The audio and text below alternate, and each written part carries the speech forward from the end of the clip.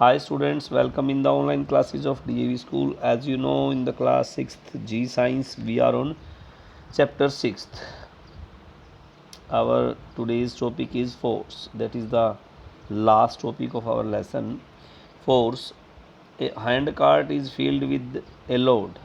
एक hand cart है, यानी ये हैंड कार्ट है हमारी, रेहड़ी बोलेंगे जिसको, फील्ड विद लोड, उस पर कुछ सामान रखा है, लोड है. It is sending the road, ये रोड पे खड़ी है.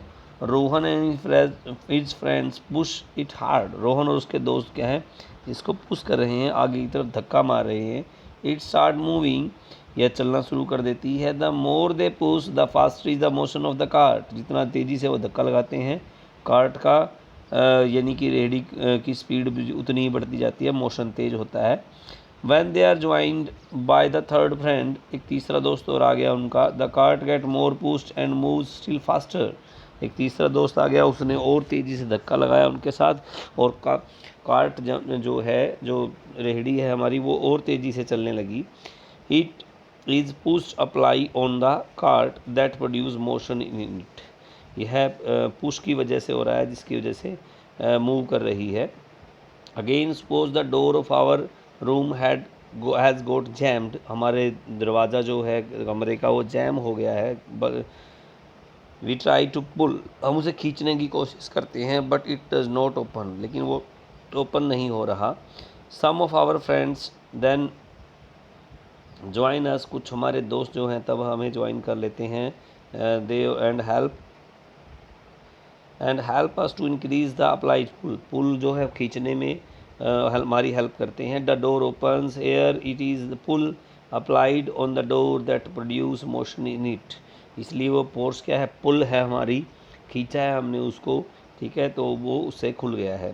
These two example shows that the motion can be produce in an object by giving push, या तो पुश से, और बाय पुलिंग इट, या पुल से, यानी कि या तो धक्का मारने से या खींचने से उसमें मोशन आता है.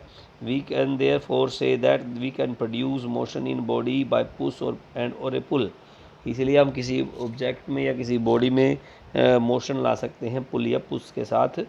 एंड ए पुश और a pull is known as a force, इसलिए पुश और पुल को फोर्स कहा जाएगा.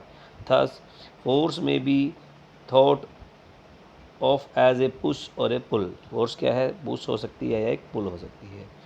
Okay, now we have the keywords of this lesson are curvilinear motion, motion along a curved path, एक curved path के along motion जो है curvilinear motion कहलाता है.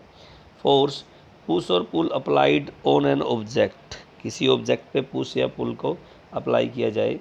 Hand span, distance from the tip of the thumb to the tip of the little finger in the stretched hand, हम हमारे हाथ को पूरा खींचें, जो लिटिल फिंगर है उसके टिप से लेकर थंब के टिप तक जो डिस्टेंस है वो हैंड स्पैन क्या कहा जाएगा. हम हमारी लैंग्वेज में अगर बोला जाए तो उसको एक ब्लांत बोलते हैं, ब्लांत. ओके, हैंड स्पैन बोला जाएगा उसको. Oscillatory motion, repetitive to and fro motion along the same path, तो ये पहले भी समझाया था, जैसे कोई पेंडुलम है या झूले पे कोई बच्चा बैठा है तो वैसे इस तरह से वो इस तरह से ऑसिलेट करेगा, टू एंड फ्रो मोशन बोलते हैं इसको, सेम पाथ के अकॉर्डिंग, उसे ऑसिलेटरी मोशन कहा जाता है. Next we have periodic motion. Periodic motion, motion which repeat itself after equal interval of times, equal intervals के यानी सेम समय के बाद जो मोशन अपने आप को रिपीट करे उसको पीरियोडिक मोशन कहेंगे. फिजिकल क्वांटिटी, यानी quantity that can be measured, जिसको मापा जा सके वो क्वांटिटी क्या है, फिजिकल क्वांटिटी कहलाती है. Rectilinear motion, motion along a straight line, एक स्ट्रेट लाइन के अकॉर्डिंग जो मोशन होता है उसको रेक्टिलिनियर मोशन कहेंगे. Revolution, the repetitive motion of an object around a centre point which the position of object keeps on changing, repetitive motion जो है बार बार motion अपने आप को रिपीट करे, एक सेंटर पॉइंट के अराउंड वो हो, उस जिसकी पोजीशन जो है change, position of object keep on changing, object की पोजीशन चेंज होती रहे, जैसे पृथ्वी जो है सूर्य का चक्कर काटती है, उसको क्या बोलते हैं, रिवोल्यूशन. रोटेशन, द रिपीटिटिव और नियरली सर्कुलर मोशन, रिपीटेटिव और सर्कुलर मोशन जो है around an axis which the object appears to stay on the same position, object अपनी पोजीशन चेंज ना करे, जैसे हमारा पंखा है यहीं है और वो रोटेट कर रहा है, ओके, उसको रोटेशन बोलते हैं। Standard unit,